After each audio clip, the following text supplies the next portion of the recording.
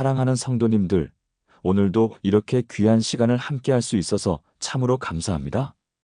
혹시 이런 고민 해보신 적 있으십니까? 우리 아이가 이제 30이 넘었는데 아직도 결혼할 기미가 보이지 않는다는 그런 걱정 말입니다. 주변에서는 요즘 애들은 다 늦게 결혼해, 기다려봐 하지만 정작 부모 마음은 그렇지 않잖아요. 밤마다 잠들기 전에 이런 생각들이 머릿속을 맴돕니다. 우리 아이는 언제쯤 좋은 사람을 만날까? 혹시 내가 뭔가 잘못한 게 있나? 다른 집 아이들은 다 결혼하는데 우리 아이만 왜 이럴까? 특히 요즘 같은 시대에는 더욱 그런 것 같습니다. 젊은이들은 결혼보다는 자신의 일에만 집중하고 만나는 기회도 예전 같지 않고 경제적인 부담 때문에 결혼을 미루는 경우도 많고 말입니다. 그런데 오늘 제가 사랑하는 믿음의 가족들께 정말 중요한 말씀을 전해드리고 싶습니다. 하나님께서 우리에게 자녀를 맡겨주셨다면 그 자녀의 결혼 문제도 분명히 하나님의 관심사라는 것입니다. 그리고 성경에는 자녀의 결혼을 위해 부모가 반드시 해야 할 3가지 중요한 원칙들이 명확하게 제시되어 있습니다. 오늘 이 시간에 그 3가지를 함께 살펴보면서 여러분의 마음에 새로운 소망과 확신이 생기기를 간절히 바랍니다. 이 3가지를 제대로 실천하시면 분명히 하나님께서 여러분의 자녀에게도 합당한 배우자를 예비해 주실 것입니다. 그리고 그 결혼이 단순히 결혼으로 끝나는 것이 아니라 하나님의 영광을 드러내는 아름다운 가정을 이루게 될 것입니다. 첫 번째로 간절한 기도와 믿음으로 하나님의 때를 기다려야 합니다. 사랑하는 성도님들, 혹시 자녀 결혼 문제 때문에 잠 못 이루는 밤들이 얼마나 많으셨습니까? 언제까지 기다려야 하나 하면서 답답하고 불안한 마음이 드셨던 적이 얼마나 많으셨습니까? 하지만 오늘 여러분께 확실하게 말씀드리고 싶습니다. 결혼은 사람이 만들어내는 것이 아니라 하나님께서 정해주시는 것입니다. 창세기 2장 18절에서 하나님께서 이렇게 말씀하셨습니다. 여호와 하나님이 이르시되 사람이 혼자 있는 것이 좋지 아니하니 내가 그를 위하여 돕는 배필을 지으리라. 보십시오. 배필을 지으시는 분이 바로 하나님이십니다. 사람이 억지로 만들어내는 것이 아니라 하나님께서 친히 예비해 주시는 것입니다. 그리고 잠언 19장 14절에서는 이렇게 말씀하고 계십니다. 집과 재물은 조상에게서 상속하거니와 슬기로운 아내는 여호와께로서 말미암느니라. 슬기로운 아내, 즉 좋은 배우자는 여호와께로부터 온다는 말씀입니다. 그렇다면 우리가 해야 할 일이 무엇입니까? 바로 하나님께 간절히 기도하고 하나님의 때를 믿음으로 기다리는 것입니다. 몇 년 전에 제가 만난 한 성도님의 이야기를 들려드리겠습니다. 그분은 60대 후반의 어머니셨는데 아들이 35살까지도 결혼하지 못하고 있었습니다. 처음에는 아들이 공부에만 집중하고 있으니까 기다려보자 하셨는데 박사과정까지 마치고 직장도 잡았는데도 여전히 결혼할 기미가 보이지 않았습니다. 그 어머니는 정말 답답하셨다고 하셨습니다. 주변에서 소개팅도 주선해보고 결혼정보회사에도 등록해보고 온갖 방법을 다 써봤지만 번번이 잘 안 되더라는 것입니다. 그러다가 어느 날 새벽 기도회에서 이런 깨달음을 받으셨다고 하시더라고요. 아, 내가 지금까지 하나님께는 기도하지 않고 사람의 방법만 찾고 있었구나. 그날부터 그 어머니는 매일 새벽마다 아들의 결혼을 위해서 간절히 기도하기 시작하셨습니다. 그런데 신기한 것은 기도를 시작하니까 마음이 오히려 평안해지더라는 것입니다. 하나님께서 우리 아들을 위해 가장 좋은 사람을 예비해 두고 계실 거야라는 확신이 생겼다고 하셨습니다. 그리고 1년 후 정말 놀라운 일이 일어났습니다. 아들이 직장에서 새로 들어온 후배 여직원을 소개받았는데 그 여성이 바로 그 어머니가 기도하면서 그려왔던 며느리의 모습 그대로였다는 것입니다. 신앙도 좋고 성품도 온화하고 집안 환경도 비슷하고 무엇보다 아들을 진심으로 아껴주는 마음이 보였다고 하셨습니다. 6개월 후에 2사람은 결혼했고 지금은 정말 행복한 가정을 이루고 있습니다. 그 어머니가 저에게 이렇게 말씀하시더라고요. 목사님, 정말 하나님의 때가 있더라고요. 제가 조급해하고 있을 때는 아무 일도 일어나지 않았는데 하나님께 맡기고 기도로 기다리니까 가장 좋은 때에 가장 좋은 사람을 보내주시더라고요. 바로 이것입니다. 사랑하는 믿음의 가족들. 하나님께는 각 사람마다 정해진 때가 있습니다.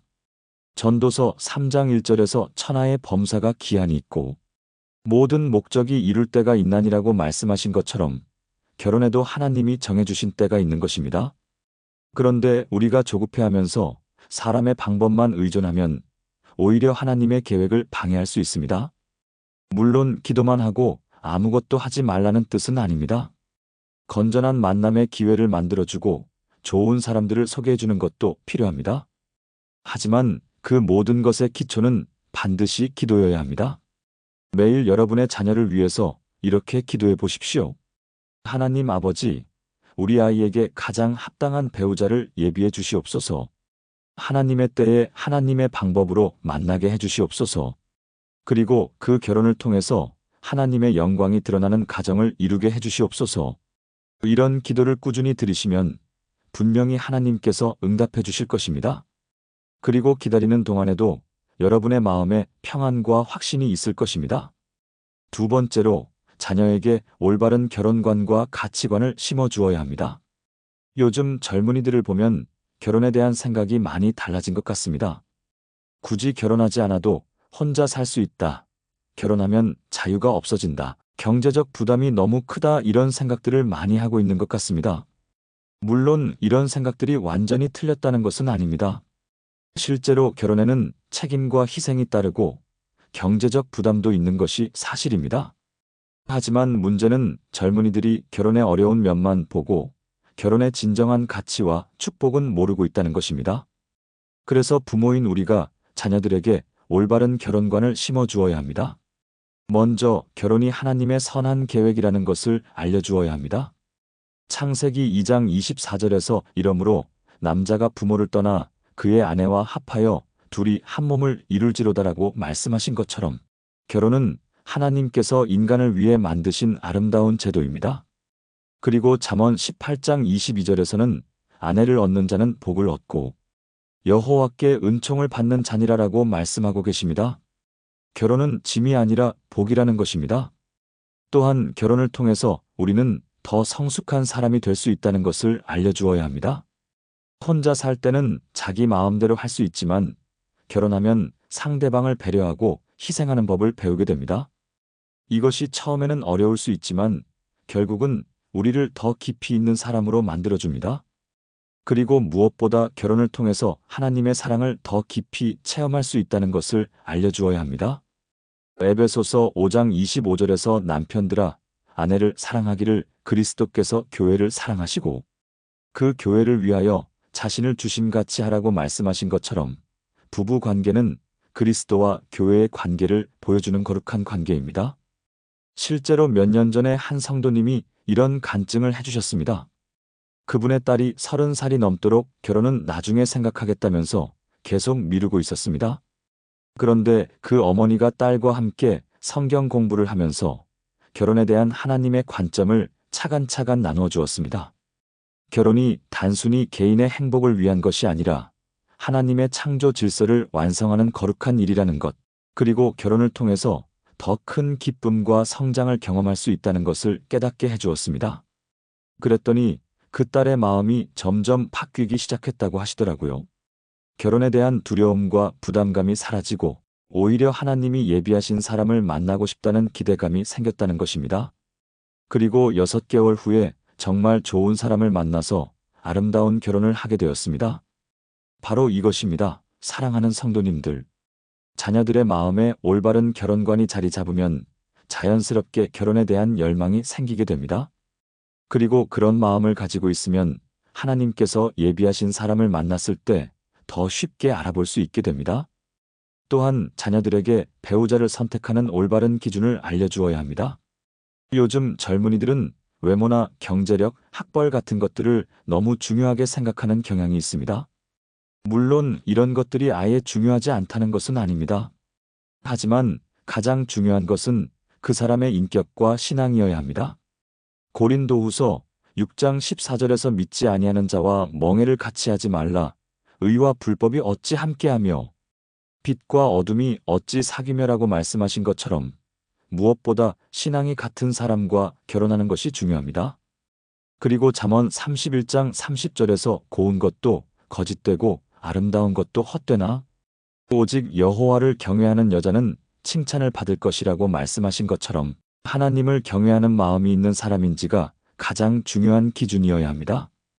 또한 서로를 존중하고 사랑할 수 있는 성품을 가진 사람인지, 어려운 일이 있을 때 함께 이겨나갈 수 있는 의지력이 있는 사람인지, 이런 것들을 보고 판단하도록 가르쳐 주어야 합니다. 그리고 자녀들에게 결혼 생활에 대한 현실적이고 실제적인 조언들도 해주어야 합니다. 결혼은 로맨스만으로 되는 것이 아니라 매일매일의 작은 배려와 희생으로 이루어진다는 것, 갈등이 있을 때 어떻게 해결해야 하는지, 경제 관리는 어떻게 해야 하는지, 이런 구체적인 내용들을 미리 알려주는 것입니다. 이렇게 올바른 결혼관과 가치관을 심어주시면 여러분의 자녀들이 결혼에 대해서 더 적극적이고 긍정적인 마음을 갖게 될 것입니다. 그리고 실제로 배우자를 만났을 때도 올바른 기준으로 판단할 수 있게 될 것입니다. 세 번째로, 부모 자신이 먼저 모범적인 부부의 모습을 보여주어야 합니다. 이것이 정말 중요합니다. 사랑하는 믿음의 가족들. 아무리 자녀에게 결혼의 좋은 점을 말해주고 올바른 결혼관을 가르쳐 주어도 정작 부모인 우리의 결혼 생활이 엉망이라면 무슨 소용이 있겠습니까? 자녀들은 부모의 말보다 부모의 행동을 더 많이 보고 배웁니다. 만약 자녀들이 어려서부터 부모가 서로 다투고 갈등하는 모습만 봐왔다면 그 자녀들이 결혼에 대해서 좋은 이미지를 가질 수 있겠습니까? 결혼하면 저렇게 힘들게 사는구나. 차라리 혼자 사는 게 낫겠다라는 생각을 하게 될 것입니다. 반대로 부모가 서로 사랑하고 존중하며 어려운 일이 있을 때도 함께 극복해 나가는 모습을 보여준다면 자녀들은 자연스럽게 나도 저런 결혼을 하고 싶다는 마음을 갖게 될 것입니다. 에베소서 5장 33절에서 그러나 너희도 각각 자기의 아내 사랑하기를 자기 자신과 같이 하고, 아내도 그 남편을 존경하라고 말씀하신 것처럼 남편은 아내를 사랑하고 아내는 남편을 존경하는 모습을 자녀들에게 보여주어야 합니다. 구체적으로 어떤 모습들을 보여주어야 할까요? 첫째, 서로에게 말할 때 존댓말을 사용하고 예의를 지키는 모습을 보여주십시오. 아무리 오래 살았어도 상대방을 함부로 대하지 않고 항상 정중하고 따뜻하게 대하는 모습을 보여주는 것입니다. 둘째, 서로의 의견을 존중하고 경청하는 모습을 보여주십시오. 의견이 다를 때도 큰 소리를 내거나 무시하지 않고 당신 말도 일리가 있네요 라고 인정하면서 대화로 해결해 나가는 모습을 보여주는 것입니다. 셋째, 서로를 위해서 작은 배려를 실천하는 모습을 보여주십시오. 남편이 아내를 위해서 설거지를 도와주거나 아내가 남편을 위해서 좋아하는 음식을 준비해주거나 이런 작은 배려들을 자녀들이 볼 수 있도록 하는 것입니다. 넷째, 어려운 일이 있을 때 서로를 원망하지 않고 함께 기도하며 극복해 나가는 모습을 보여주십시오. 경제적 어려움이나 건강 문제 같은 것들이 생겼을 때 서로를 탓하지 않고 하나님께서 도와주실 거야, 함께 기도하자라고 하면서 문제를 해결해 나가는 모습을 보여주는 것입니다. 다섯째, 서로에 대한 감사와 사랑을 표현하는 모습을 보여주십시오. 당신 덕분에 내가 이만큼 살 수 있었어. 당신과 결혼한 것이 내 인생 최고의 축복이야. 이런 말들을 자녀들이 들을 수 있도록 표현하는 것입니다. 실제로 제가 아는 한 가정의 이야기를 들려드리겠습니다. 그 집에는 3명의 자녀가 있었는데 모두 30살이 넘어서도 결혼하지 않고 있었습니다. 부모님은 답답해하시면서 계속 언제 결혼할 거냐고 재촉만 하셨는데 자녀들은 결혼은 나중에 생각하겠다면서 계속 미루고 있었습니다. 그런데 어느 날 그 부모님이 깨달으신 것이 있었습니다. 자신들이 그동안 자녀들 앞에서 부부 관계에 대해 불평만 했다는 것입니다. 아빠는 이런 점이 답답해, 엄마는 저런 게 마음에 안 들어 이런 말들만 계속했다는 것입니다. 그날부터 그 부모님은 의식적으로 자녀들 앞에서 서로에 대한 고마움과 사랑을 표현하기 시작하셨습니다. 그리고 서로를 존중하고 배려하는 모습을 보여주려고 노력하셨습니다. 그랬더니 놀라운 일이 일어났습니다. 6개월 후에 첫째가 저도 부모님 같은 결혼을 하고 싶어요 라고 말하면서 적극적으로 만남을 시작했고, 그 후 둘째, 셋째도 차례로 결혼에 대해 관심을 갖기 시작했습니다. 그리고 3년 안에 3자녀 모두 아름다운 결혼을 하게 되었습니다. 그 어머니가 저에게 이렇게 말씀하시더라고요. 목사님, 자녀들에게 결혼하라고 말로만 재촉할 게 아니라 우리 부부가 먼저 결혼의 아름다움을 보여주어야 하는 거더라고요. 바로 이것입니다. 사랑하는 성도님들. 자녀들이 결혼에 대해 좋은 이미지를 갖게 하려면 부모인 우리가 먼저 행복한 부부의 모습을 보여주어야 합니다.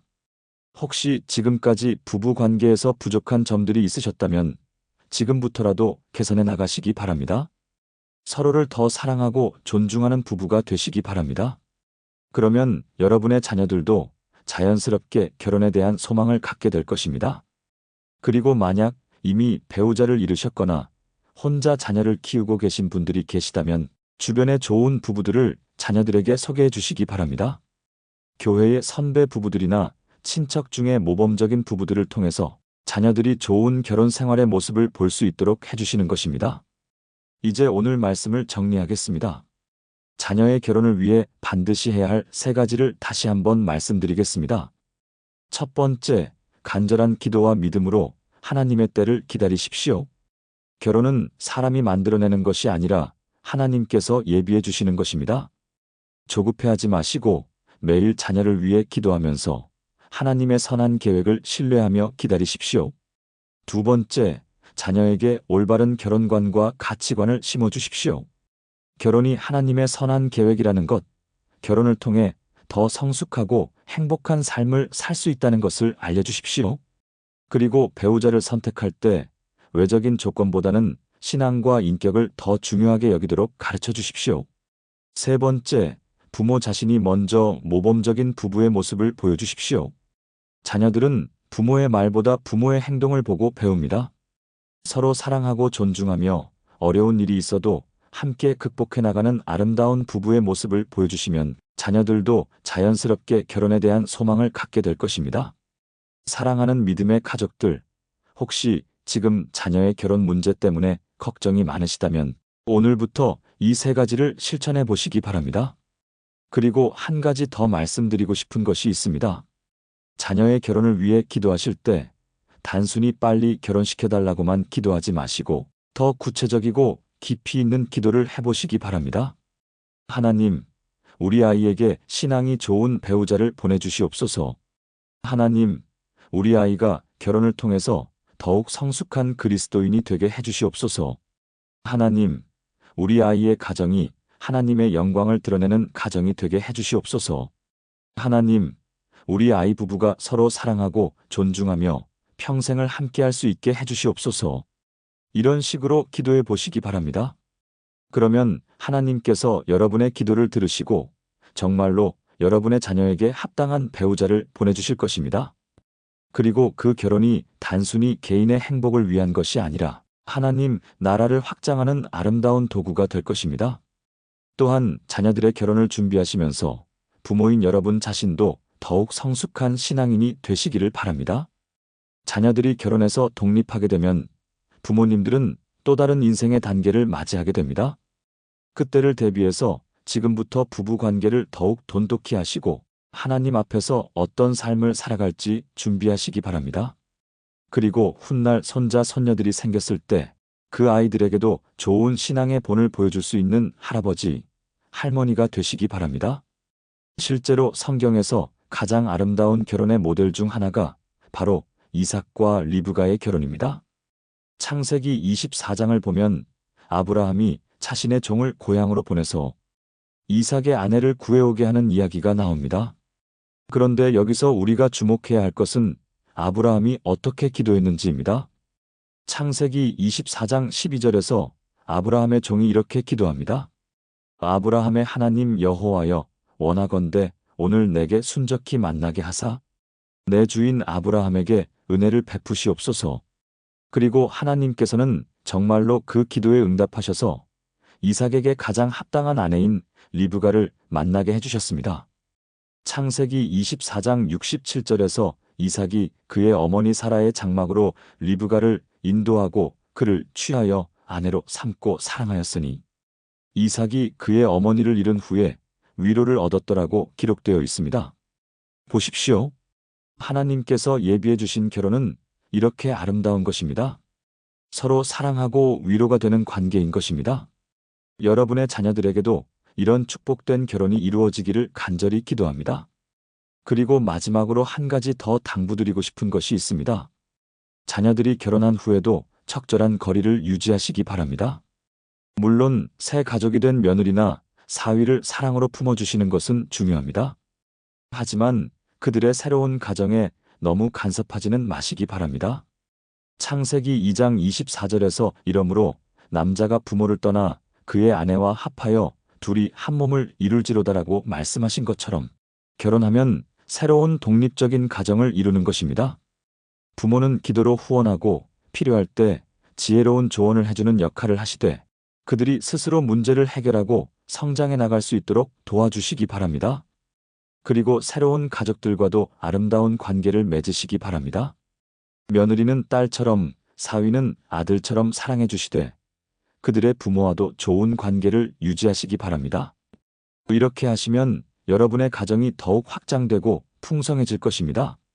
그리고 그 모든 관계들이 하나님의 사랑 안에서 하나가 되는 아름다운 대가족을 이루게 될 것입니다.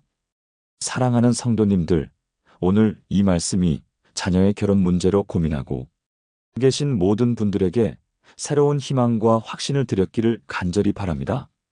하나님께서는 여러분보다 더 여러분의 자녀들을 사랑하십니다. 그리고 여러분이 원하는 것보다 더 좋은 것을 여러분의 자녀들에게 주기를 원하십니다. 그러므로 염려하지 마시고 오늘 제가 말씀드린 세 가지를 믿음으로 실천해 보시기 바랍니다. 그러면 반드시 하나님께서 여러분의 자녀들에게도 복된 결혼을 허락해 주실 것입니다.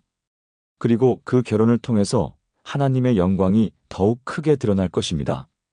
혹시 오늘 말씀이 은혜가 되셨다면 좋아요 버튼을 눌러주시고 댓글로 여러분의 자녀들을 위한 기도 제목을 나누어 주시기 바랍니다. 그리고 같은 고민을 하고 계신 다른 부모님들과도 이 영상을 공유해서 함께 은혜 받을 수 있도록 해주시면 정말 감사하겠습니다. 우리 모두 함께 기도하고 서로 격려하면서 우리 자녀들의 아름다운 결혼을 위해 믿음으로 나아가시기를 바랍니다. 마지막으로 여러분과 여러분의 소중한 자녀들을 위해서 축복 기도를 드리겠습니다. 사랑하는 믿음의 가족들, 하나님 아버지께서 여러분의 자녀들 한 사람을 위해 가장 좋은 배우자를 예비해 두고 계심을 믿습니다. 하나님의 때에 하나님의 방법으로 만나게 해주시고 그 결혼이 세상의 그 어떤 결혼보다도 아름답고 복된 결혼이 되게 해주시옵소서. 여러분의 자녀들이 결혼을 통해서 더욱 성숙한 그리스도인이 되고 그들의 가정이 하나님의 사랑을 나누는 아름다운 통로가 되게 해주시옵소서. 그리고 여러분 부모님들의 마음에도 평안과 기쁨을 허락해 주시옵소서. 염려와 걱정 대신에 하나님을 향한 믿음과 소망이 충만하게 해주시옵소서. 여러분의 기도가 응답받는 그날까지 인내로 기다릴 수 있는 믿음을 허락해 주시옵소서. 우리 주 예수 그리스도의 은혜와 하나님 아버지의 크신 사랑과 성령님의 교통하심이 자녀의 결혼을 위해 기도하시는 여러분과 여러분의 사랑하는 모든 가족들과 함께 세세토록 있기를 간절히 축원합니다. 아멘. 다음 시간에도 더욱 은혜로운 말씀으로 다시 뵙겠습니다. 하나님의 축복이 여러분과 함께 하시기를 간절히 기도합니다. 샬롬.